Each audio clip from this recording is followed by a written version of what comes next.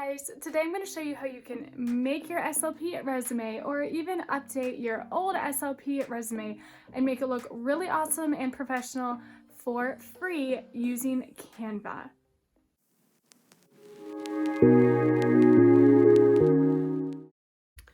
Welcome to my channel, or welcome back. If we haven't met before, I'm Karen.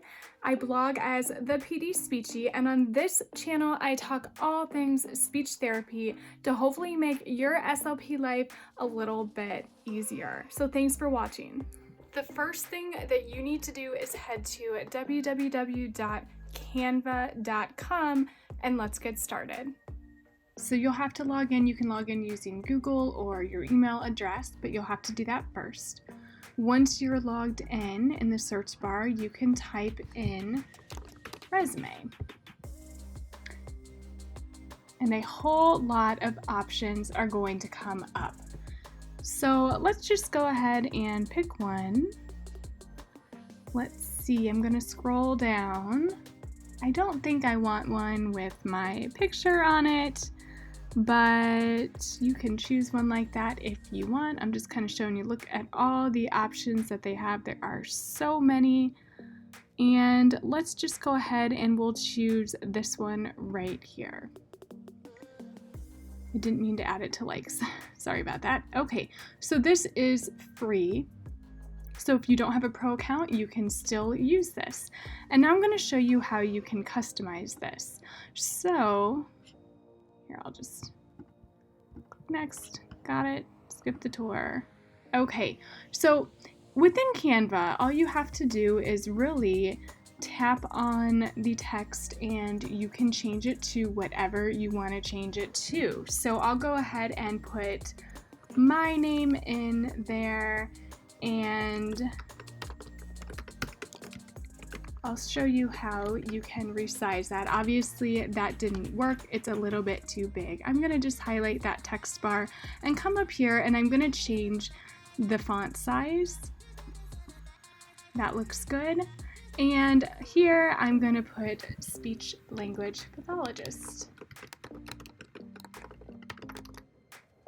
Now coming down here, you can fill in all of your information here, which I'm not going to do, but you can kind of get the idea. You would just highlight the text and change it and type in your own address and your phone number, and you may or may not have a website. That's okay. You can just delete that text that doesn't apply.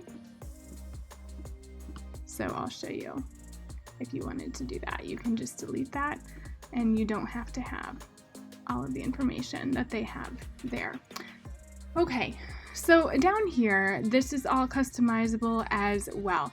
Now, if you are an SLP, you may have, maybe you're just getting started and you have your practicum experiences that you want to talk about. Maybe you have been in the field for a while and you need a little bit more space than what that's going to give you. Maybe your resume is going to be more than one page. What I would recommend doing, if that's the case, is you can always start your work experience down here and move things around. But for right now, I'm just going to go ahead and show you what this would look like if, let's say, we decided to put education up here. And then you could put your, your colleges here, wherever you got your master's or whatever level that you're at. You could type in your college here. So type in your education and whatnot. Okay, so I'm not going to go through and do all of that, but you would get the idea. Now, these bars can be moved. So let's say I type in my bachelor's degree here, and so I will put, here, I'll put I went to University of North, can I not type today? University of North Texas for grad school. And I'll just put in my earned master's degree in speech language pathology. And I'll just put like the random dates here. So that was in, I'm just putting the date there. So, okay, you can be way more specific. And then you'd want to put where, you know, maybe where you got your bachelor's degree, yada, yada, yada. So I'll just type in just to give you a little bit of an example. So just so it'll look a little bit more authentic when we get going. Okay, and speech pathology and audiology. Okay, so let's say that's all I want for my education there, and then I'll delete the rest of these areas right there. Okay, now I've got this weird space. I'm gonna move this up. And sometimes those bars can be just a little bit tricky, so I'm just gonna move that up until it looks good. And it looks good there, so I can kind of play around with where I want those to go. Okay, now let's say I want to put my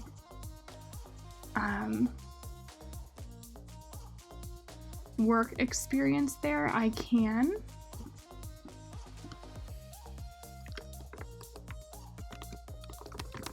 Okay, so you could go through and type in the different work experience that you have. And let's say that this goes on to more than one page, and it's okay if it doesn't. I'm just going to show you something that you can do if it does. Okay, so let's say what we can do here is go right here and duplicate this page. So now I have the exact same page on the next screen. And I'm gonna keep going with my work experience here. I'm just gonna pretend like I've got more that I want to add into that. So I can delete all of these areas that I don't need. So you could put here, like maybe you worked in a school-specific school district. I'm making this up, Ohio something, I don't know, local school district. And you could go and explain that, you know, kind of give a little bit of a in-depth, you know, about what your job description was. I'll just put like type out job description here. You know, maybe you would put that the age range that you work with, the grade range you worked with, the different types of communication disorders that you worked with. You could type out some of your other responsibilities, such as completing evaluations, writing evaluations and IEPs, progress reports, attending IEP meetings. You know the whole drill. We're pretty busy. You know, maybe your next job you did an outpatient hospital. I'll just put pediatric outpatient clinic and whatnot. And then you could do the same thing where you would type your job description there. Okay, let's say I want to change the font size. Just to show you again, you can make the font size bigger. You can go over here to increase the font size if you want.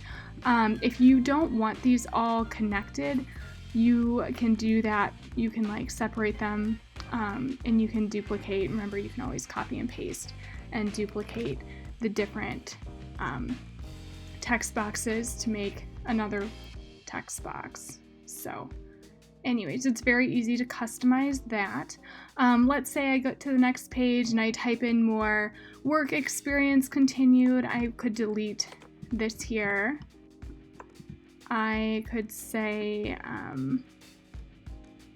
you know, work experience continued. And I could keep going with that. Okay, so then let's say that, obviously that's not a work experience, but we'll just pretend. Okay. We'll move the date bar up there. I don't want all those extra dates. I'm just gonna delete that. Okay, so let's just pretend now that I've got all my work experience in, and maybe the final thing I want to add to my resume is the special continuing education courses that I have attended. So I'm gonna make a whole new area for that, and I'm gonna put continuing education. Because sometimes, you know, we might have gone to courses where we have received really specialized training, and that might be something that you would want to include in your resume. So you could do that. So for example, on my resume, I attended oral facial myology training, so that might be something that I would put on my resume. So let me just type that here, and I would put the dates. You know, I attended a 28-hour continuing education, 28-hour, anyways, you get the idea. Continuing education course, and yeah. And I could put where it was and when it was as well. Okay, apparently I have an extra letter at the beginning of that, maybe? Okay, and then let's say another training that I went to, I did the LAMP training, which is the language acquisition through motor planning training for AAC. So I would want to put that language acquisition.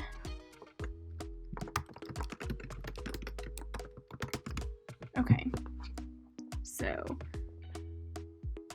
okay, attended, you know, LAMP training, and then I could put the dates there, which we'll just kind of go with. I can't quite remember off the top of my head. I'm going to make this up. Okay, so now I've got a pretty good looking resume, and I could keep going with I want. Remember, I can always copy and paste and add more text boxes if I need to. I can move these bars around. And if I wanted to, I could add some skills down here, or I could simply just delete this area. Like I might say that I did Google level, oh, I didn't mean to do that. I could say that I did, I'll just go back and do that back here. I'll undo if you accidentally do something you don't mean to do. Google level 1 training completed, you know, 2014, whatever. If you wanted to put special skills down there, you could. You wouldn't have to. You could delete that area if you wanted to. There's one more thing that I'm going to show you that you can do to make your resume really, really stand out.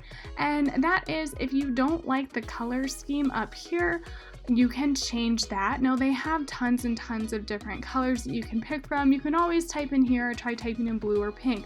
If you know a color code for a specific color that you want to put in, you can always add in that. So let's see, let's look up a color code, and then we will change the color of this periwinkle, I think that's periwinkle, yeah, periwinkle blue. I'll show you how to do that. You can simply type in color codes and you'll be able to find whatever type of color code you're looking for. Let's say I'm going to type in color codes for resumes. And here is a cool article with 20 stylish resume color schemes for 2021. Now, of course, you might not want to be too crazy. This is your resume after all. But the cool thing about this article, which I saw earlier and I loved it, is that you can go through and kind of get a little visual of, what would really suit you. Let me go through here. I like the color code of this. E2, F3, F9. So let me show you. Well, maybe it's a little bit similar to what we already have, but I'm still going to show you just so you can kind of type it in and see what it would look like if you picked a new color code. And let's say I want to see how it looks on my resume. I can type in that color code from the website, and here is what comes up. And I like that a lot better. It's a little bit lighter and you can read the fonts a little bit easier. So now I just have to go through and change it. Just click that button again and I can change it in all of the different areas because of course I want it to match. So I'll just go through and change all of my bars of color so that they have matched. They are matching, not have matched, so that they are matching. Okay, Now, clearly I really am not officially finished, but you would go through, you would get all your information that you needed, and you would update it, and then you would have a very, very professional looking resume that you could use to apply to a new job. Now that you have this here, you'll want to name it up here. So this is just the name that they gave it. So you could put like, you know, your SLP resume up here, or, you know, and you could maybe put the year. And then you go over here to this down arrow, and then it's going to say download. And how do you want to download it? So there's different types of files that you can choose. The PDF print is going to be the one that they suggest, and it's also the one that I would suggest that you use. And then down here, you can select the pages that you want to print. You can select all, or I'm sorry, not just print, just to download. You would select all of them, and then you would say done. And once I hit that done button, then this would automatically download to my computer, and I would have a brand new resume that looks very professional. I hope that you found that tutorial on how to make your SLP resume look really, really professional helpful. If you enjoyed this video, please give it a like and let me know in the comments if you'll be updating your SLP resume using Canva. Make sure that you subscribe because I have a lot more speech therapy content heading your way. I'll talk to you next time. Bye, guys.